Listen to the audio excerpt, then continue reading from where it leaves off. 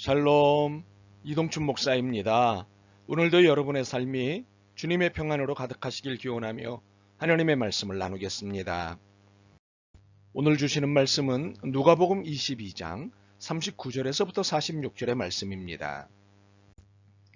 예수께서 나가사 습관을 따라 감람산에 가심에 제자들도 따라갔더니 그곳에 이르러 그들에게 이르시되 유혹에 빠지지 않게 기도하라 하시고 그들을 떠나 돌 던질 만큼 가서 무릎을 꿇고 기도하여 이르시되 아버지여 만일 아버지의 뜻이거든 이 잔을 내게서 옮기시옵소서. 그러나 내 원대로 마시옵고 아버지의 원대로 되시기를 원하나이다 하시니 천사가 하늘로부터 예수께 나타나 힘을 더하더라. 예수께서 힘쓰고 애써 더욱 간절히 기도하시니 땀이 땅에 떨어지는 핏방울같이 되더라. 기도 후에 일어나 제자들에게 가서 슬픔으로 인하여 잠든 것을 보시고 이르시되 어찌하여 자느냐 시험에 들지 않게 일어나 기도하라 하시니라. 아멘. 누가복음 22장 39절로부터 46절의 말씀을 본문으로 이 잔을 옮기시옵소서와 그러나의 은혜라는 제목으로 말씀을 나누도록 하겠습니다. 부모로서 가장 난감한 때가 어떤 경우이던가요? 혹시 자녀들이 시킨 일을 못하겠다며 울고 나둥글 때가 아니던가요? 분명 해야 하는 일인데 못하겠다고 뗐을 때는 참으로 난감하죠.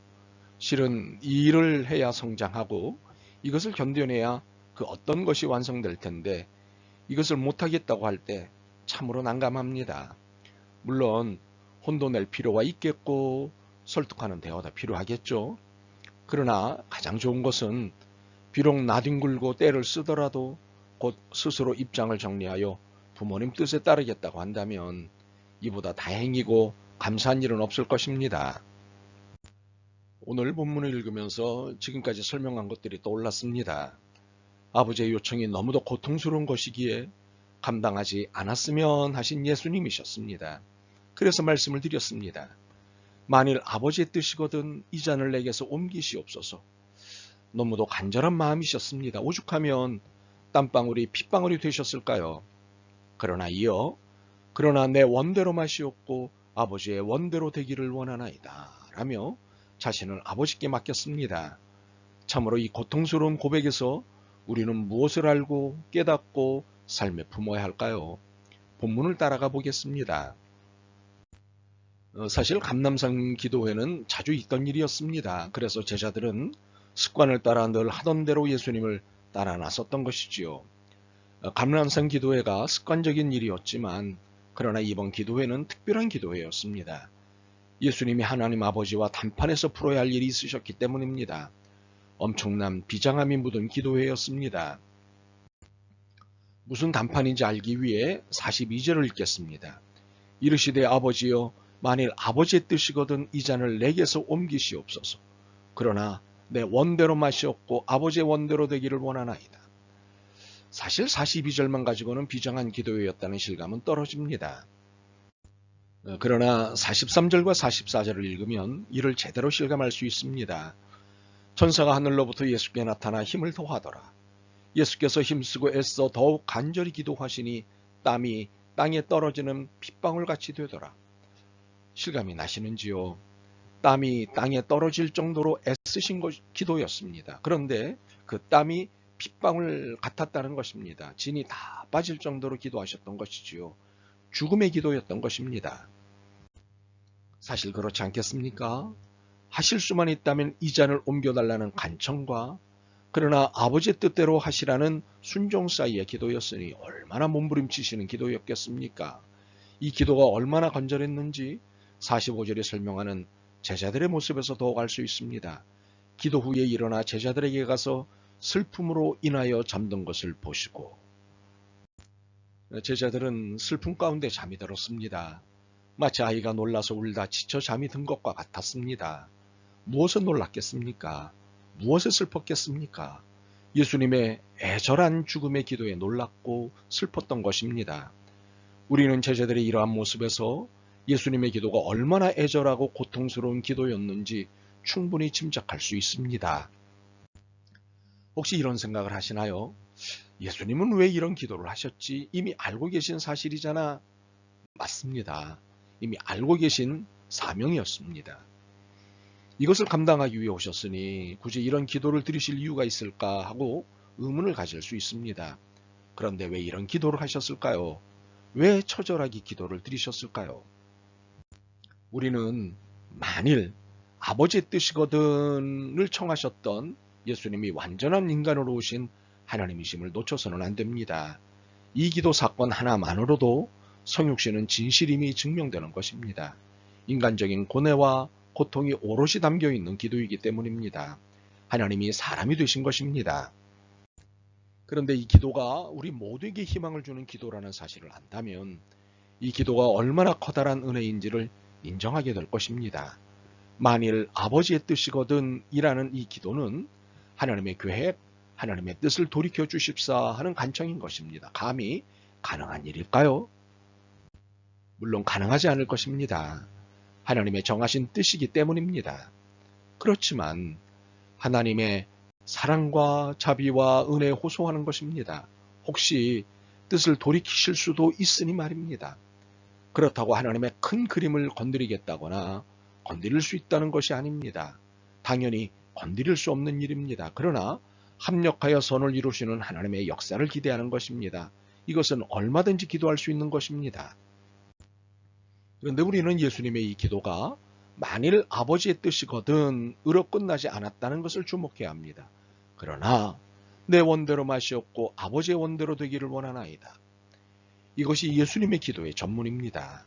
십자가를 진다는 것이 너무도 끔찍해서 피하고 싶지만 아버지의 뜻에 따르겠다는 것이 이 기도의 중심입니다. 물론 강조점이 하나만은 아닙니다. 이 잔을 안 받도록 해주셨으며 한다는 것도 강조점이고 아버지의 뜻대로 하시라는 것도 강조점입니다. 그러나 이 기도의 중심은 아버지의 뜻입니다. 이 아들 좀 살려달라고 간청하는 것도 아버지의 뜻을 따르겠다는 것도 모두 진심입니다. 그러나 중심은 아버지의 뜻을 따르겠다는 것입니다. 그러므로 어느 것도 잘못된 것은 없습니다. 그러므로 우리는 예수님의 이 태도에서 위로와 도전을 동시에 받게 됩니다. 위로라 함은 예수님조차도 하나님의 뜻을 돌이켜 주십사 했다는 것입니다. 하나님의 뜻을 따른다는 것이 결코 쉽지 않다는 것을 인정하신다는 것입니다. 사실 하나님의 뜻을 따른다는 것은 정말 쉽지 않습니다. 그런데 왜 그럴까요? 우리에게는 내 뜻이라는 욕망이 있기 때문입니다. 내가 하고 싶은 것들이 있다는 것이지요. 그러나 땅의 지체인 욕망을 죽여야 하나님 나라를 만날 수 있기 때문에 우리의 의지이자 뜻인 욕망을 죽이기 위해 애쓰는 것입니다. 그렇기에 신앙이라면 비도덕적이고 비성경적인 욕망을 죽이는 일에 대해서는 누구도 이의를 달지 않을 것입니다.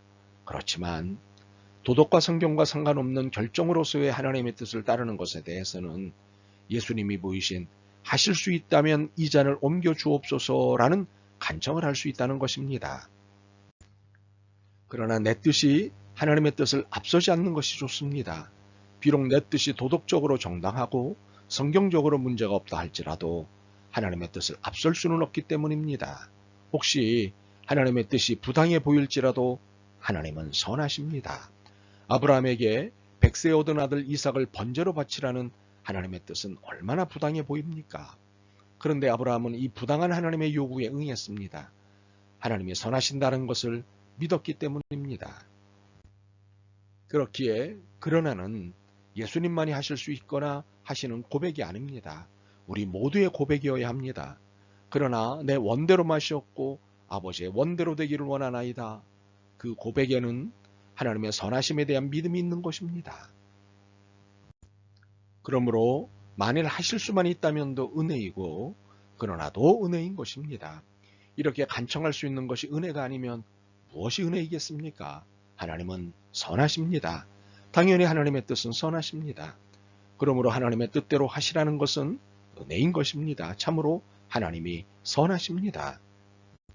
하나님의 뜻이 선이신 것은 우리를 죽이기 위해 뜻을 세우시는 것이 아니기 때문입니다. 우리에게 생명을 주시고 살리시기 위한 것이 하나님의 뜻이기 때문에 선이신 것이지요. 슬픔 중에 잠든 제자들을 끼우며 하신 예수님의 말씀은 매우 중요합니다. 46절입니다. 이르시되 어찌하여 자느냐 시험에 들지 않게 일어나 기도하라 하시니라. 시험에 들지 않게라는 이 말씀은 하나님은 선하시다는 사실을 놓치지 말라는 말씀입니다. 하나님이 어떤 뜻을 펼치셔도 그것이 선임을 의심하지 말라는 말씀입니다. 이 사실을 놓치는 순간 우리는 시험에 들어 하나님을 부정하거나 불편하게 생각하기 시작할 것입니다. 여기에 불신앙이 작동하게 됩니다. 그래서 일어나 기도하라고 말씀하신 것입니다. 누구에게든 누구의 삶에든 하나님의 뜻이 있습니다. 그러나 하나님의 뜻은 누구에게든 폭력적이지 않으십니다. 결코 누구도 잘못되는 것을 원하지 않으시기 때문입니다. 그러므로 내 뜻이 무시당한다고 생각하지 마십시오. 역설적으로 하나님의 뜻으로 사는 것이 선이고 생명이고 부활이기에 오히려 내 뜻은 무시당해도 되지 않겠습니까? 그렇다고 나를 무시하시는 하나님이 아니십니다. 오히려 내가 하나님을 무시하지 하나님은 단 한 번도 나를 무시하신 적이 없으십니다. 하나님은 나를 위해 죽기까지 하셨습니다. 그렇다면 내 뜻이 아닌 하나님의 뜻대로 사는 것은 은혜가 아니겠습니까? 이 은혜를 향해 두 손 들고 노래하는 우리가 되기를 소망합니다. 아멘. 주님 뜻대로 살기를 원합니다. 그리고 주님의 자비하심을 잊지 않기를 원합니다. 도와주옵소서. 예수 그리스도의 이름으로 기도드립니다. 아멘. 오늘도 여러분의 믿음과 삶을 응원합니다. 사랑합니다.